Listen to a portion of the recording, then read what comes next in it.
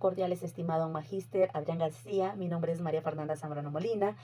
Voy a hacer la introducción de la presentación del video explicativo del grupo número 7. Nuestro tema principal en base a la unidad 1 y 2 es el Código Orgánico Integral Penal del Ecuador, más conocido como el COI ecuatoriano. Dentro del video explicativo encontraremos no solamente lo más fundamental visto dentro de los temas y subtemas, sino también poder comprender cómo funciona la ley ecuatoriana o la justicia ecuatoriana, en este caso fundamentado varios artículos en los cuales pues se debe hacer una ejecución efectiva, humana, para poder garantizar aquellas sanciones respaldados bajo la ley. Así también mencionaremos cómo son los órganos competentes como jueces, tribunales, la ejecución de las sanciones, también de cómo funcionan el procedimiento de la justicia ecuatoriana. Saludos cordiales, magíster, compañeras. Soy la estudiante Fernanda Fajardo. Voy a hablar brevemente sobre las normas rectoras fundamentales en el ámbito del derecho penal y constitucional. Las normas rectoras son principios y reglas esenciales que guían la forma en que se interpreta y se amplía el derecho. Su principal función es garantizar que el poder punitivo del Estado se ejerza de forma justa, legal y respetando los derechos humanos. Su finalidad principal es establecer límites al poder del Estado para castigar, asegurando que las sanciones penales solo se apliquen cuando exista una ley previa, clara y justa. También buscan proteger a las víctimas, garantizar un proceso justo y promover la rehabilitación social de los sentenciados, manteniendo siempre un equilibrio entre la seguridad y la sociedad y el respeto a los derechos individuales. Las garantías y principios generales. Estas normas incorporan principios constitucionales como legalidad. Nada es un delito si no está previamente tipificado. El debido proceso, la presunción de inocencia, la proporcionalidad de la pena y mínima interpretación, es decir, que el derecho penal solo debe actuar como último recurso. Estos principios aseguran que toda persona sea tratada con justicia y respeto durante un proceso judicial. Derecho e interpretación. Los derechos que protegen las normas rectoras son de carácter fundamental y deben interpretarse siempre conforme a la Constitución y los tratados internacionales de derechos humanos. Esto significa que al momento de aplicar la ley, siempre se debe buscar la mayor protección posible, tanto para las víctimas como para los acusados, sin discriminación de ningún tipo. El ámbito de aplicación. Estas normas tienen aplicación directa y generan en todo el país. Todos los jueces y fiscales y abogados y ciudadanos deben respetarlas y aplicarlas correctamente. Regula tanto la parte general del derecho como los principios y garantías. Como la parte esencial que define delitos y sanciones. En conclusión, las normas rectoras son esenciales para asegurar un sistema penal justo, equilibrado y respetuoso de los derechos humanos. Sirven como una guía fundamental para actuar de autoridades y garantizar que tanto víctimas como acusados reciban un trato digno y legal. Muchas gracias. Saludos magíster, saludos compañeras. Voy a hablarles sobre la infracción penal que se divide en 4 subtemas. La infracción penal, las penas y medidas de seguridad, reparación integral y infracciones en particular.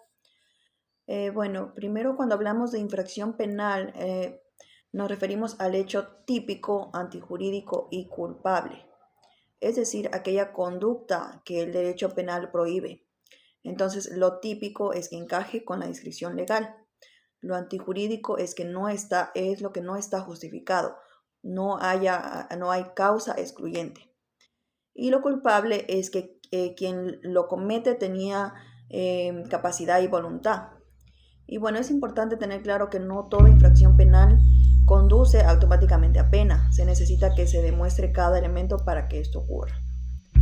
Penas y medidas de seguridad.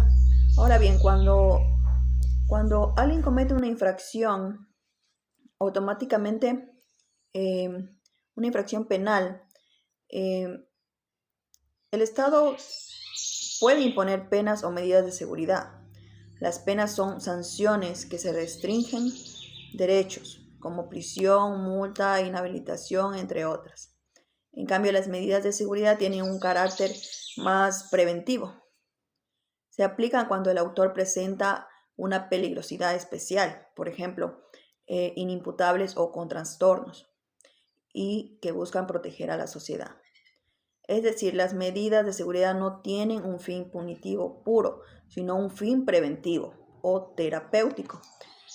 La reparación integral. Es muy importante la reparación integral porque esto nos quiere decir que la víctima no puede quedar desamparada, tiene derecho a que se le compense de manera plena por los daños sufridos. No solo reparación económica, sino también restitución, rehabilitación, satisfacción moral, garantía de no repetición, entre otras. O sea, el sistema penal no solo castiga al infractor, sino que busca restituir a la víctima en lo posible. Infracción en particular. Finalmente, cuando hablamos de la infracción en particular, nos referimos a casos específicos, delitos concretos como robo, homicidios, lesiones, corrupción. Aquí el derecho penal define cada tipo penal con sus elementos particulares y las reglas especiales aplican agravantes, atenuantes, circunstancias específicas. Pues, por ejemplo, el delito de homicidio simple no es lo mismo que homicidio agravado. Se aplican penas distintas, definiciones distintas. Y bueno, en cada infracción particular habrá que analizar si concurren agravantes, eximentes, la participación delictiva. En fin, resumiendo y ya para cerrar, la infracción penal implica un hecho que se ajusta al tipo legal, antijurídico y culpable. Sobre ella pueden imponerse penas o medidas de seguridad. Las víctimas tienen derecho a reparación integral y cada infracción particular debe estudiarse según sus elementos y circunstancias. Saludos cordiales, estimado magíster, compañeras. Mi nombre es Alexandra Huerta y hoy quiero compartir con ustedes una reflexión sobre la importancia de la justicia y su sentido humano en nuestra sociedad. Hablar de justicia no es solamente hablar de leyes en los tribunales, es hablar de la búsqueda constante del equilibrio, de la verdad y del respeto a la dignidad humana. Porque la justicia no debería ser un instrumento de poder, sino un camino hacia la comprensión y la reparación. La jurisdicción no es simplemente un título legal ni un espacio físico donde se juzga. Es la responsabilidad que tiene el Estado de garantizar que cada persona, sin importar su origen o condición, pueda acceder a sus derechos y recibir un juicio imparcial. Y la competencia define cómo se define esa responsabilidad, qué tribunal, qué juez o qué instancia es la adecuada para cada caso. Esto asegura que la justicia no sea arbitraria, sino organizada y funcional, protegiendo tanto a quienes denuncian como a quienes son acusados. Sin embargo, más allá de los códigos y los procedimientos, existen vidas reales que esperan ser escuchadas. La acción penal es el derecho del Estado a investigar y sancionar delitos, pero también debería ser la oportunidad de comprender por qué surgen los conflictos y cómo prevenirlos. Un ejemplo reciente que marcó a nuestro país es el caso de Efraín Fuentes, un comunero indígena de Cotacachi, que falleció el septiembre de este año durante la protesta social. Efraín no era un criminal, era un ciudadano, un padre de familia y un hombre que buscaba justicia para su pueblo. Su muerte nos recuerda que cuando la ley pierde la sensibilidad, la justicia se aleja de su verdadero fin. El proceso penal abierto no solo representa la investigación, sino un llamado a la verdad y a la reparación.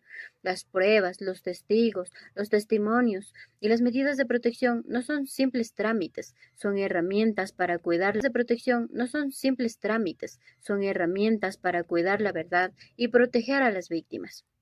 Porque proteger la vida y la dignidad de quienes sufren no es solo un acto legal, es un acto de humanidad. El procedimiento penal sigue etapas. como investigación, acusación, juicio y sentencia. Y si hay errores, existen recursos que permiten revisarlos y corregirlos. Esto nos enseña que la justicia, al igual que las personas, pueden aprender y mejorar. Como futuros trabajadores sociales, nuestra misión no es solo conocer las leyes, sino acompañar a quienes viven bajo su peso. El caso de Efraín Fuertes nos recuerda que la justicia no puede ser fría y distante, debe ser humana, ética y sensible, siempre proteger la dignidad de cada persona. Ese es nuestro compromiso, defender la vida, acompañar a quienes sufren y construir un país donde la justicia sea un derecho, no un privilegio. Saludos, Magíster. Soy la estudiante Ligia Gardenia Mauya Mendoza. La ejecución en el derecho penal es la fase final del proceso penal donde se cumplen efectivamente las penas impuestas a una persona tras una sentencia firme. Los órganos jurisdiccionales y administrativos aseguran que se cumplan las sanciones determinadas por un juez, ya sea privación de libertad, multas o medidas alternativas. La ejecución da cumplimiento legal y material a lo ordenado judicialmente, garantizando que la condena tenga efecto real y social. Los órganos competentes son los tribunales y jueces encargados de supervisar y ordenar el cumplimiento efectivo de las penas. Velan porque la ejecución de la sentencia se haga conforme a la ley y respetando los derechos del condenado. En los centros de privación de libertad es el lugar físico, cárceles, penitenciarías, donde se cumple la pena privativa de libertad. Su gestión está orientada hacia la custodia y rehabilitación del interno. Régimen de penas no privativas de libertad son sanciones penales que no implican encarcelamiento como multas, trabajos comunitarios o libertad condicional que también requieren supervisión para su cumplimiento.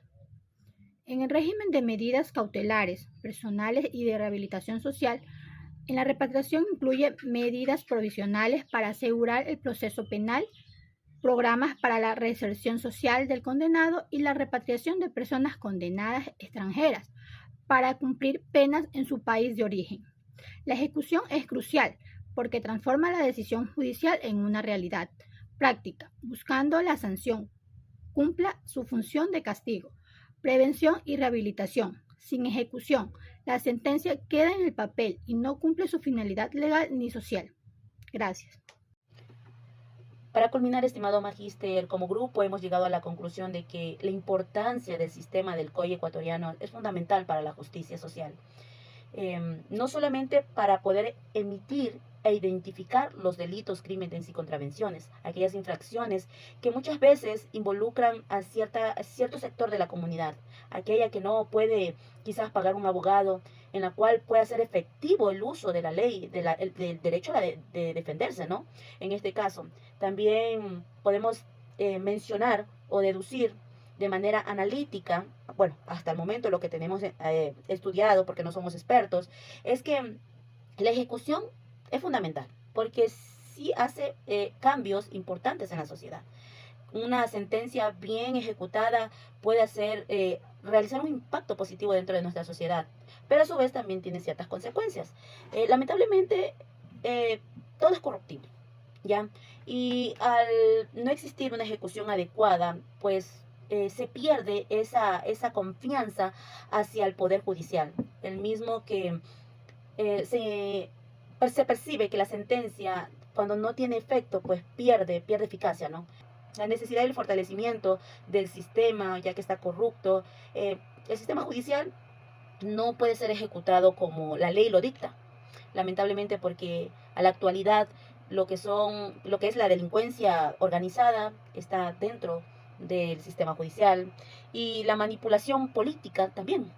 Eso creo que debería haber una reforma, una división de aquellos parámetros que buscan un beneficio propio o individual o colectivo de cierto grupo, en este caso puede ser político, en este caso delictivo, que se debe trabajar en este cambio para el COI ecuatoriano, no solamente para asegurar el bienestar de la sociedad, sino también de las leyes que están respaldadas por la Constitución ecuatoriana.